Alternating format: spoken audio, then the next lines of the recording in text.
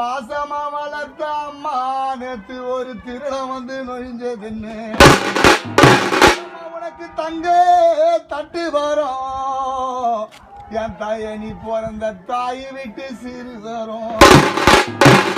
உனக்கு தங்க தட்டு வரும் தங்க